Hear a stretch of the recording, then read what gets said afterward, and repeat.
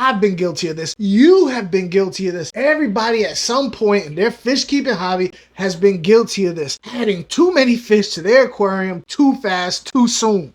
In all my years in the fish keeping arena, I keep coming across the same thing where new fish keepers' eyes are way bigger than their tanks.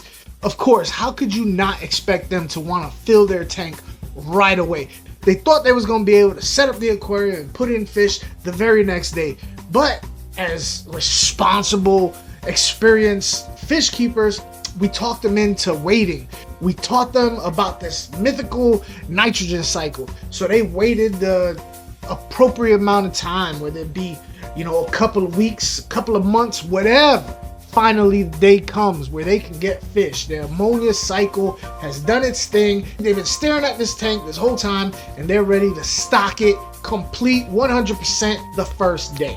I've had people actually get mad at me for telling them no, they cannot get as many fish as they're pointing out now. Had I been a piece of shit, yeah, I would have took all their money and said, yeah, you want this fish, you want that fish, you want that fish, I'll put it in a bag, sent them home with a couple $100 worth of fish just so that they could get home and crash their brand new aquarium. But I don't do that. I tell them, stop, wait up, can't get that many. And they're like, hold up, wait, why? You said it was good. There's really one simple factor to know how many fish you can put in your aquarium at one time. We gotta go back to that dreaded nitrogen cycle. When I was doing this video, I kept going back and forth with the subjects. Adding fish. How many fish can I fit in my aquarium? Adding fish at one time. How many fish will ultimately be able to fit in my aquarium? So I ended up having to do 2 videos. Next week, I'll do the video of how many fish will ultimately be able to fit in my aquarium long term. So going back to the nitrogen cycle, the very first thing we looked at was the ammonia. When you set up your aquarium, you waited for your nitrogen cycle to level out. Your ammonia went up, your nitrite went up, they both came down. 0. You had a little bit of nitrate, whatever, you're good. 0 ammonia, 0 nitrite, little bit of nitrate. When you put fish in your aquarium, you're adding a bioload to beneficial bacteria that's only been sustaining 0 fish. So your beneficial bacteria cannot sustain a large amount of bioload at one time. Imagine it like this. This is where your beneficial bacteria is. Your tank is at 0. It has very little, because you added a little bit of, maybe you added some additive to start your cycle, or maybe you have some plants in this. At any rate, you have very little to no bioload in your aquarium. So you have some beneficial bacteria, but it's very little because you haven't had a reason to grow it, because there's nothing in your aquarium. If you put, let's say, this amount of bioload in your aquarium, well, your ammonia is gonna spike because you don't have enough bacteria to meet the bioload.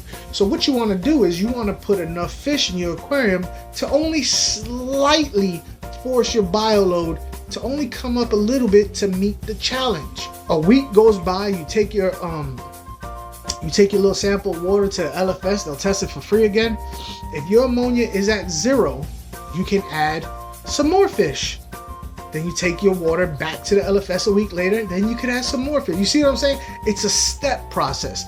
If you add too many fish at one time, you're gonna overload that little bit of beneficial bacteria and you're gonna kill your fish. Plain and simple. You're gonna spend all this money and you're gonna kill your fish. Now let's say, for instance, you add fish to your aquarium and it's slightly too much for your beneficial bacteria to handle. So you take your water sample to the LFS a week after you're putting your fish in, and it's a little bit high still. Well, in this particular case, you're gonna want to do a slight water change, let it settle, and then take your water sample back the next week, and you should be good. Basically, all you're doing is letting your beneficial bacteria meet the challenge. If you go too hard, too fast, you're gonna overload your beneficial bacteria.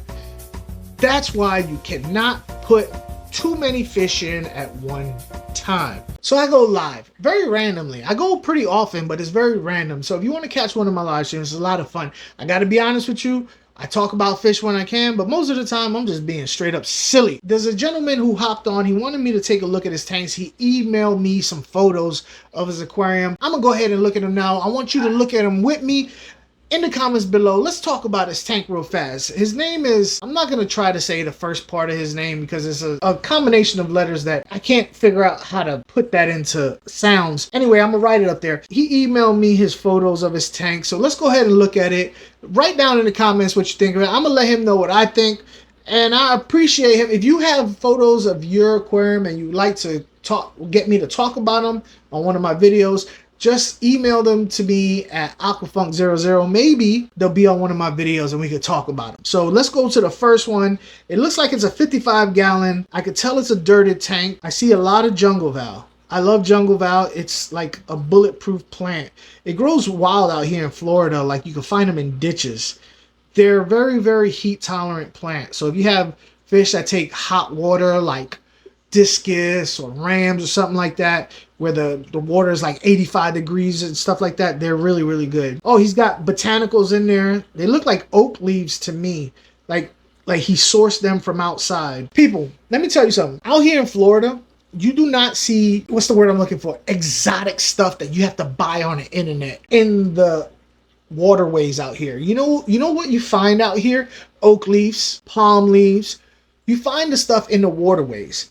These are natural things, and if you go out into your waterways, you'll probably see the same things in those naturally occurring waterways. Is the same leaves that you can find outside. Just make sure that they don't have any chemicals on them. So I could tell these are oak leaves. He's probably sourced them from outside, and even the wood does not look like any type of wood that he bought. Like it doesn't look like what's the word, spider wood or mupani or nothing like that. I see a bleeding heart, a black skirt, and a little clown loach in the back. Yeah, I can see this next photo, I could definitely see a really good picture of a black skirt. The only thing I will, it's a dirted tank with a sand cap. The only thing I would say about this tank, first of all, I'm gonna say this: it's your tank, so if you like it, keep it the way it is. I personally would probably undo that jungle val and push it to the back.